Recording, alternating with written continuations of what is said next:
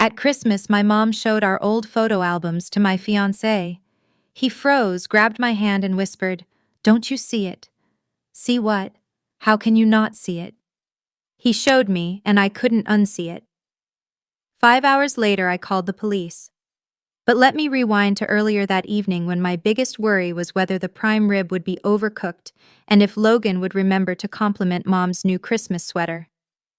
I'm Stella Mitchell, 27, a marketing coordinator at a mid-sized firm in suburban Dallas. My life was picture perfect in that boring, beautiful way that makes you grateful every morning when you wake up. Logan and I were planning our June wedding. Mom was already talking about grandchildren, and Dad was teaching Logan his secret barbecue sauce recipe like he was passing down the family crown jewels. The dining room smelled like cinnamon candles, and that specific combination of roast beef and Mom's perfume that meant home to me. Our Christmas tradition always ended the same way. Mom dragging out those old photo albums, her eyes bright with wine and nostalgia, determined to embarrass me in front of whatever boyfriend I'd brought home. Except this time it was Logan, my future husband, and she was practically glowing with excitement. "Oh, you have to see Stella as a baby," she announced, settling the heavy album on the coffee table with ceremonial importance. She was such a beautiful child. Logan smiled, that patient smile he'd perfected after 2 years of family dinners, and settled beside me on the couch. The leather creaked under his weight, and I could smell his cologne mixing with the pine scent from our Christmas tree. Mom flipped through pages of my childhood with the enthusiasm of a tour guide showing off national treasures. Baby Stella was in a high chair covered in what looked like spaghetti sauce. Toddler Stella is taking her first steps across this very living room. 3-year-old Stella is in a red dress, grinning at the camera with chocolate smeared across her cheek. That's when everything changed completely. Logan's hand, which had been casually resting on my knee, suddenly tensed. His breathing shifted, becoming shallow and controlled. When I glanced at him, his face had gone pale, his eyes fixed on that photo of me at 3 with an intensity that made my stomach clench. "Something's not right here," he whispered, so quietly I almost missed it. The words felt like ice water down my spine. Mom noticed too, her cheerful chatter faltering as she followed Logan's gaze. "Is everything okay, honey?" she asked. But there was something in her voice now, a careful note that hadn't been there seconds before. Dad looked up from his newspaper, suddenly alert. The whole room felt like it had shifted slightly off its axis, like when you think you're at the bottom of the stairs, but there's one more step. Logan stood abruptly, pulling me up with him. "I need to show you something important when we get home," he said, his voice tight with something I couldn't identify. In that moment, I knew something was terribly wrong with that photo, but exactly what I still couldn't understand. The moment we walked through our front door, Logan headed straight for his laptop without even taking off his coat. The familiar sounds of our home, the hum of the refrigerator, the tick of the antique clock, suddenly felt foreign, like I was hearing them through water. "Are you going to tell me what's wrong?" I asked, hanging my purse on the hook by the door with hands that weren't quite steady. The normalcy of the gesture felt absurd. "I need to check something first. Please just trust me," he said, settling at our kitchen table with his laptop. The blue glow of the screen reflected off his glasses as he began typing with the focused intensity he usually reserved for his police cases. Logan was a detective with the Dallas PD, and I'd seen him in work mode before, but this was different. This was personal, in a way that made my chest tight with anxiety.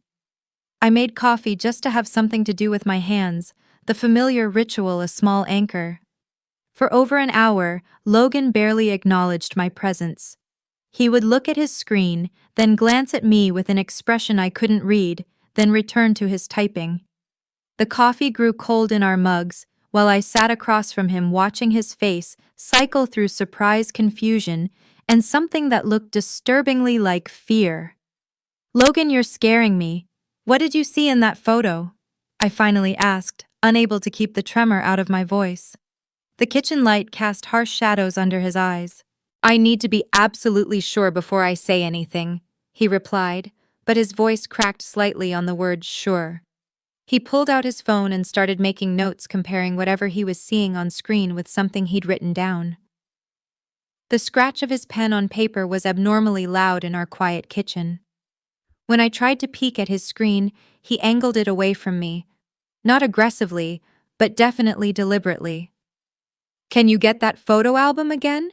he asked suddenly, looking up at me with eyes that seemed to be pleading for something I didn't understand.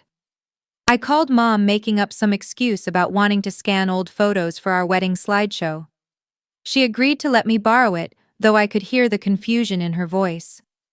When I returned with the album, Logan compared the photos to his laptop screen with methodical precision. "No," he whispered to himself, shaking his head slowly. "This can't be right." The clock on our microwave glowed 2:13 a.m. when Logan finally closed his laptop and looked at me directly. His hands were shaking slightly as he reached for mine across the table. "What I'm about to show you will change everything," he said, his voice barely above a whisper. "There are things about your childhood that don't add up." Logan continued, carefully watching my face for reactions. I couldn't really understand his tension, but 5 hours later, I would have to call the police. By 3 a.m., Logan finally began sharing what he'd discovered, but he doled out information like a prosecutor presenting evidence, carefully, methodically, in pieces. "What I found," he began, his fingers drumming nervously. "There's a case that matches some details about you." The words felt deliberately vague, like he was testing how I'd react before deciding how much more to reveal. The coffee maker gurgled in the background, its timer oblivious to the crisis unfolding. He showed me a single web page, a missing person database accessed through his police connections. "The timing is concerning," he said, pointing to a date that made my blood run cold. It was from 1997, exactly when my earliest memories began. "This mark," he continued, indicating something in the photo, "it's very distinctive." I looked at my own wrist, at the crescent-shaped scar I'd carried since birth, the one my parents said came from a childhood accident. Logan continued his careful revelation, explaining that there were people who had been searching for someone for decades. "The location isn't far from here," he said, his voice gentle but insistent.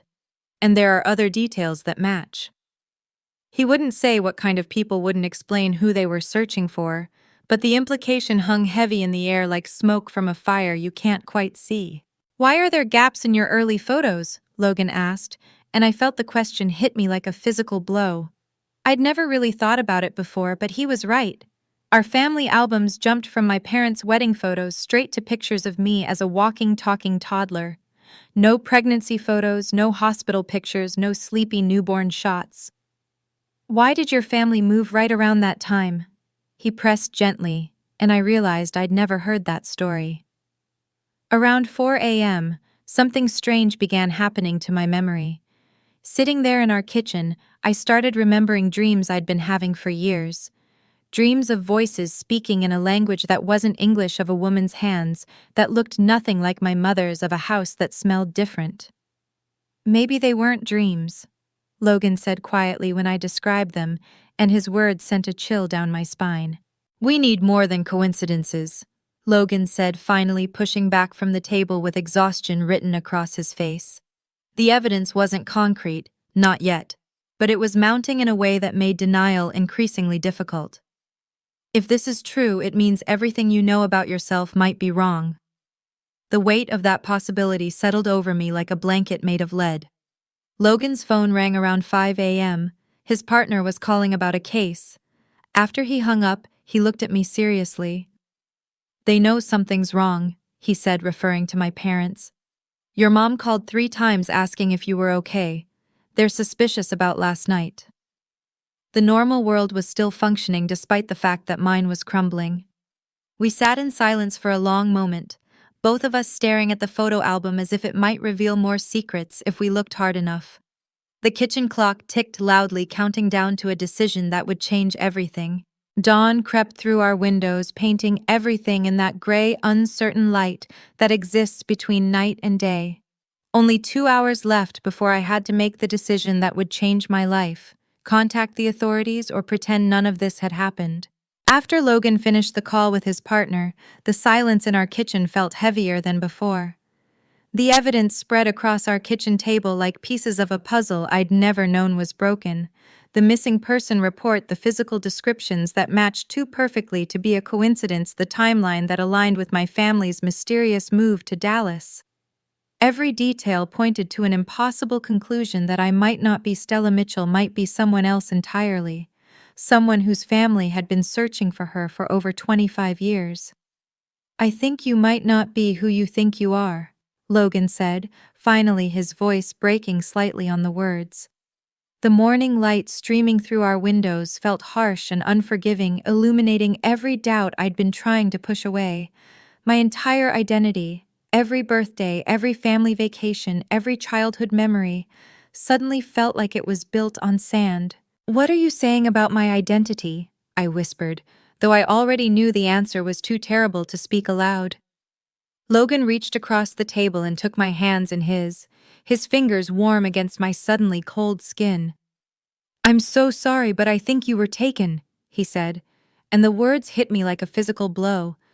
The familiar kitchen around us, our kitchen with its cheerful yellow walls and the refrigerator covered in wedding planning notes, suddenly felt foreign, like I was looking at someone else's life through a window. "We have to contact the authorities. This is serious," Logan said, already reaching for his phone again. I watched him scroll through his contacts past the normal names of friends and family, toward the professional numbers he'd accumulated during his years in law enforcement. "If this is true, then everything I know is wrong," I said, more to myself than to him, testing how the words felt in my mouth. They tasted like ashes. Finding the number for the FBI's missing persons unit took another 15 minutes of phone calls and transfers through Logan's police connections. During that time, I sat at our table staring at the photo of 3-year-old me and trying to see what Logan had seen. The clock showed nearly 6 a.m. now. We'd been at this for hours. "Once I make this call, there's no going back," I said, holding Logan's phone in hands that wouldn't stop shaking. At 6:15 a.m., I dialed the number. "Hello, FBI. I think I might be connected to an old missing person case," I said, surprised by how steady my voice sounded. The agent who answered, Agent Martinez, took my information with professional calm, asking questions about dates and locations with the efficiency of someone who'd handled thousands of similar calls. "We'll be there within the hour," he said finally, and I knew that my old life was officially over. After hanging up, I called in sick to work, using a voice that sounded nothing like my own. Logan did the same, citing a family emergency that was more true than any of our coworkers could possibly imagine. We couldn't go to my parents' house, that would tip them off. So we waited in our kitchen, surrounded by the evidence of a life that might have been stolen, watching the clock count down the minutes until the FBI arrived. 5 hours earlier, I had been Stella with a perfect life. Now I was about to learn who I really was, and whether the people I called my parents were criminals. Agent Martinez arrived at 8:15 with his partner, Agent Bryce, both wearing the kind of serious expressions that made everything suddenly, irrevocably real. They spread their credentials and case files across our dining room table with businesslike efficiency, transforming our breakfast nook into a federal investigation headquarters.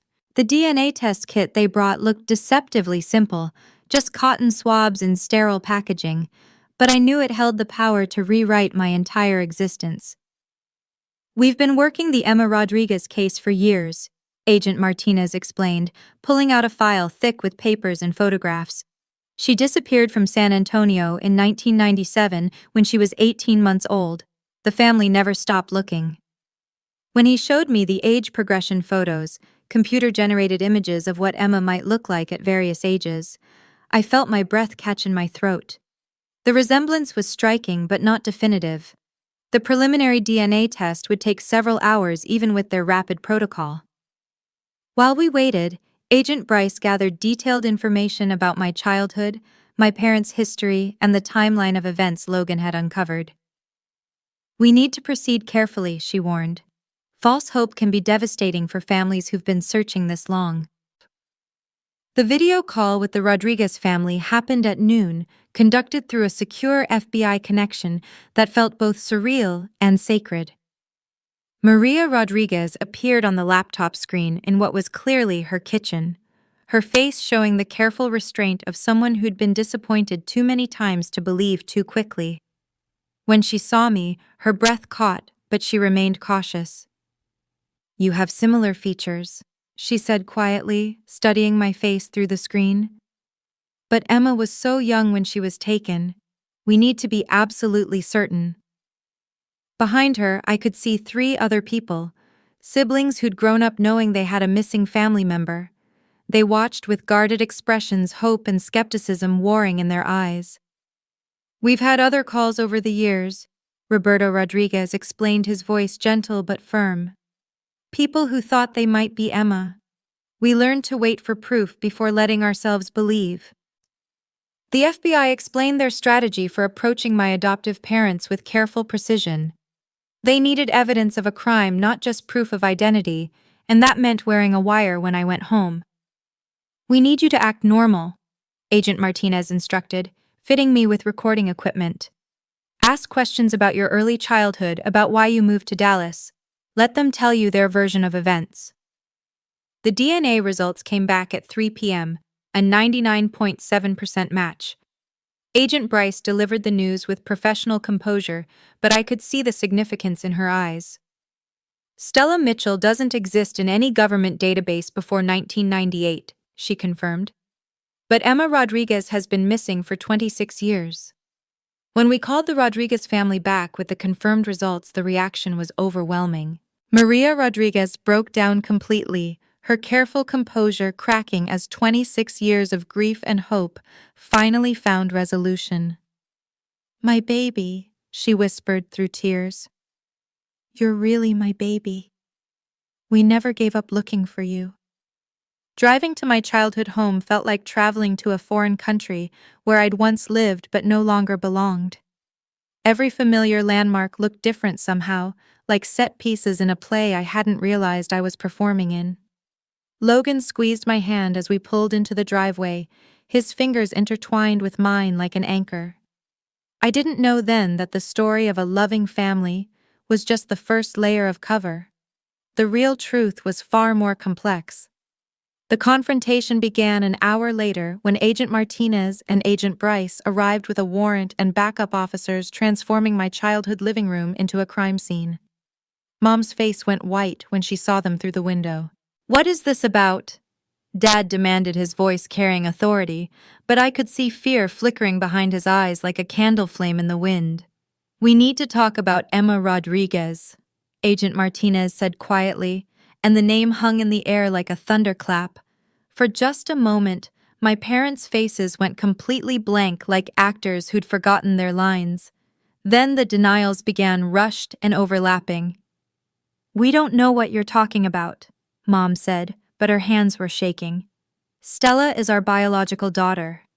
When Agent Bryce produced the DNA evidence and spread the documents across the same coffee table where we'd been looking at family photos just 24 hours earlier, my parents' denials shifted into something more complex. "We can explain everything," Dad said, his lawyer instincts kicking in even as his world crumbled. "We saved her from a terrible situation. Her biological parents were addicts who couldn't take care of her. The story they told was heartbreaking in its mixture of truth and fiction. They'd found me abandoned and neglected, left with people too lost in addiction to notice a toddler's needs. We brought her home intending to call child services," Mom explained through tears that looked genuine, "but she was so scared, so thin. We just wanted to help her feel safe." The photo they showed, a Polaroid of me at 18 months, obviously malnourished, was devastating evidence of their good intentions. But Agent Martinez had done his homework thoroughly. "That's not what really happened," he said gently, producing bank records showing a $20,000 cash withdrawal from my parents' account in October 1997. Contact information for Beth Connors, who'd been arrested for running an illegal adoption ring. Phone records prove my parents had been in contact with known baby brokers. The Rodriguez family wasn't neglecting Emma. Agent Bryce explained firmly, but not unkindly. She was taken from a shopping mall parking lot while her mother was loading groceries. Maria Rodriguez was a school teacher. Roberto Rodriguez was a police officer. They were good parents whose child was stolen and sold to people desperate enough to buy a baby, no questions asked. Watching my parents slowly admit to their crime was like watching a building collapse in slow motion. Dad's shoulders sagged as he finally told the truth. They'd been trying to have children for 8 years, had exhausted every legal avenue for adoption, and had been turned down by agencies. When Beth Connors approached them with an offer that seemed like a miracle, they'd convinced themselves they were saving a child who needed saving. "We gave her everything," Mom whispered, looking at me with eyes that held 26 years of genuine love and devastating guilt. "We gave her music lessons, college tuition, and birthday parties. We loved her like she was our own because she became our own." The pain in her voice was real, but so was Maria Rodriguez's pain after 26 years of not knowing if her daughter was alive.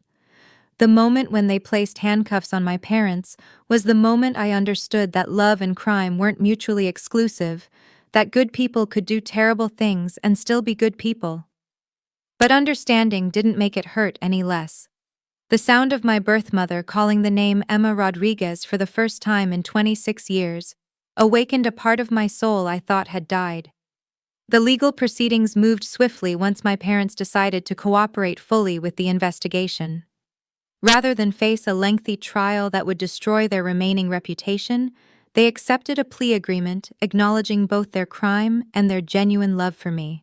The judge sentenced them to 10 years of felony probation, 1 year of house arrest, and 2,000 hours of community service with organizations that helped locate missing children. The civil settlement took longer to negotiate, but we reached an agreement that felt more like restorative justice than revenge. My adoptive parents would pay $500,000 in restitution over 10 years, enough to ensure they understood the financial cost of their choices. More importantly, they agreed to participate in victim impact programs and speak publicly about illegal adoption consequences. My reunion with the Rodriguez family was like learning to breathe with different lungs entirely. Maria Rodriguez was exactly as I'd imagined a mother should be, but with an intensity born from 26 years of grief and hope. Roberto had retired from the police force but still carried himself with careful authority. My siblings welcomed me with excitement and careful respect, understanding that I was both their long-lost sister and a stranger.